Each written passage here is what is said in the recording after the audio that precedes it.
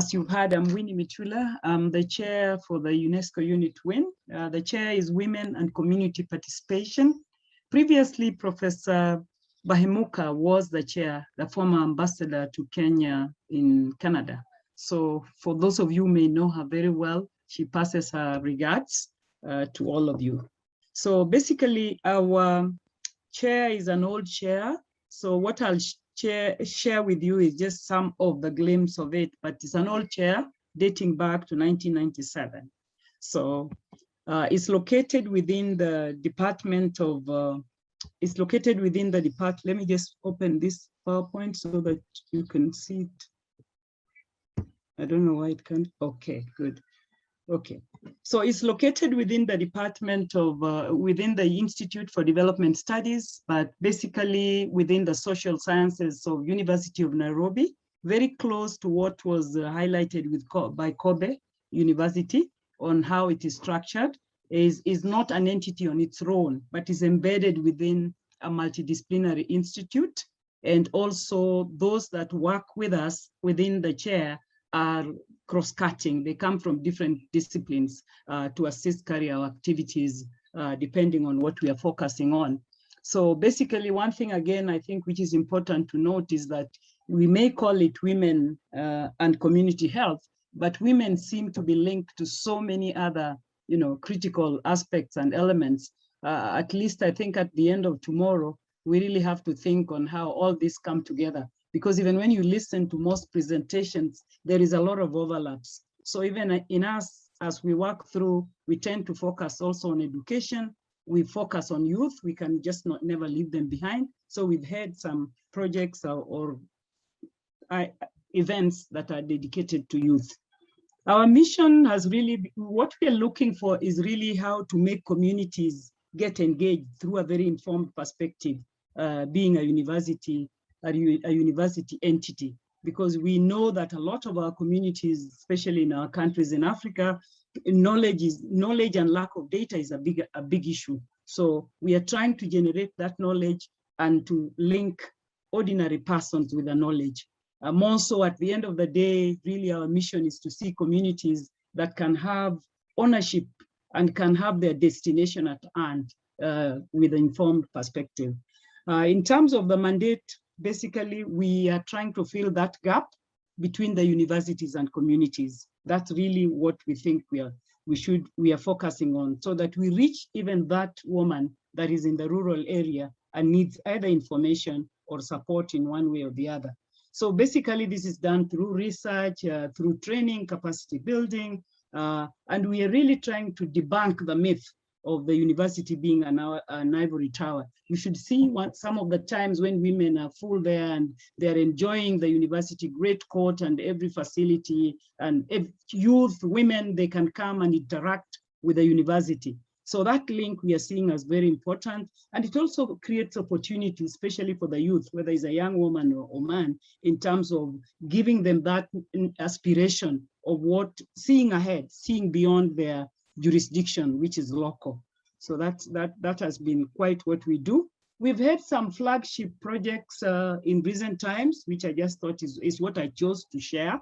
We've done something on water harvesting for sustainable livelihoods, food security and community development, focusing on women.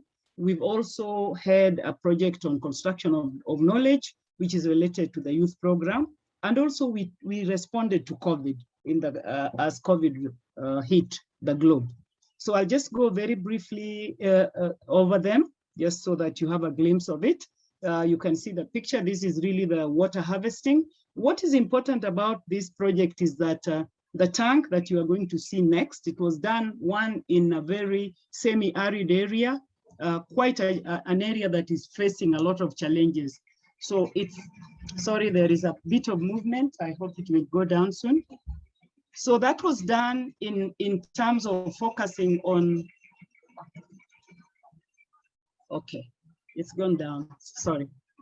Okay, so we focused on a very semi-arid area where women were struggling for water, and the technical guys that provided support of this tank that you are seeing is from our engineering department. So we collaborated with our engineering department to provide not only the tanks, but also the capacity to train like women in terms of management of what was being provided.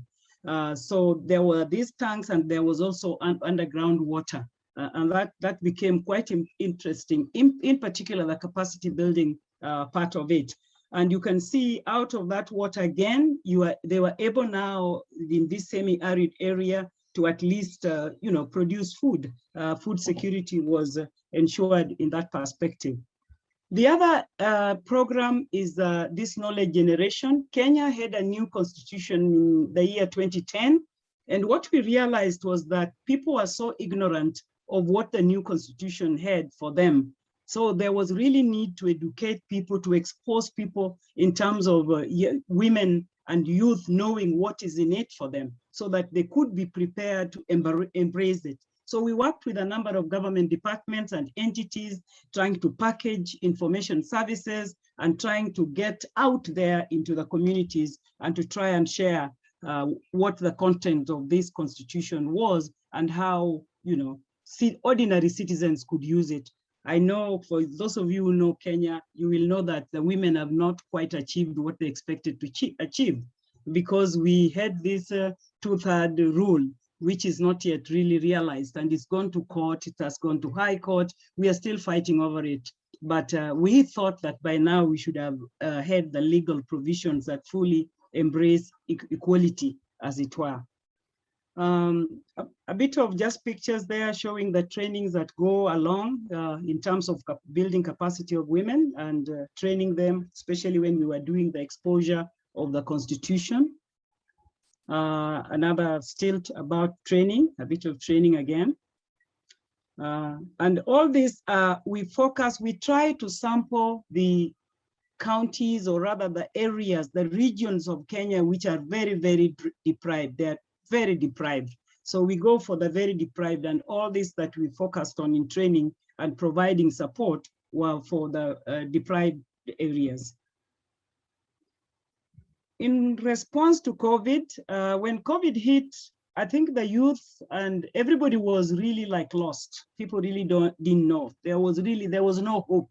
So we ran this program of Keep Hope Alive, and the principle in it was really the power of positivity. How do you engage within this hard, challenging time? And we involved the students, our own students, so that they could design how they thought they could communicate and connect with people and give people hope. They did it through drama, they did it in radios, they did it in tweets and all that. So this was a very interesting program that was making the youth not only busy, but also being able to contribute to society through communication and engagement with the society. So this was done through the unit WIN, and we found it very useful. It's still running on its own now because the very youth that were trained to run it are still interested. So the COVID continues. We've had in Kenya, I think, up to 4 phases. We might be in 5th phase, I don't know. But that is, we found it very important, especially on TV and radio, and the young people feeling very motivated to be like now the ones passing the information. For future, just as I end, I know my 6 minutes are gone. We are very keen to work on issues of inclusion in higher education. We want to look inward, look at the universities, see how the women, the kind of challenges that women are facing and how we can support them. And we will combine that with the persons with disabilities. At the moment, we have our draft proposal. We will try to fundraise so that we can focus on this issue of inclusion. And then we also, on the other arm, want to build the resilience of women and youth, which is not very different from what I've been highlighting in terms of the few activities that we've done. But I must say that I was very impressed by the presentation of Amrita. Amrita, there was a university presentation that was focusing on so many projects, dealing with resilience, but it was not one project. I think the presentation was like almost 150 projects. I think that's really what we need, because many times when we have projects like the kind I'm talking about, they're a glimpse, just a drop in the ocean. But I think today we had a presentation where university is doing so much, the private university was doing so much in terms of supporting communities, which I really think is the way to go. Of course, last but not least, is continuing with digital learning in whichever form. We did it with COVID, but we think that we can do a lot, as we have had other universities and the UNESCO chairs doing with digital learning. And I think this forum is very good because we are also listening and hearing others talk, and we know where support exists in terms of knowledge, because why go for a new knowledge when you've had people who have done it so successful? So we will be linking up through this network to share knowledge and also to use some of the good lessons in some of our countries. Thank you very much. I'll stop there.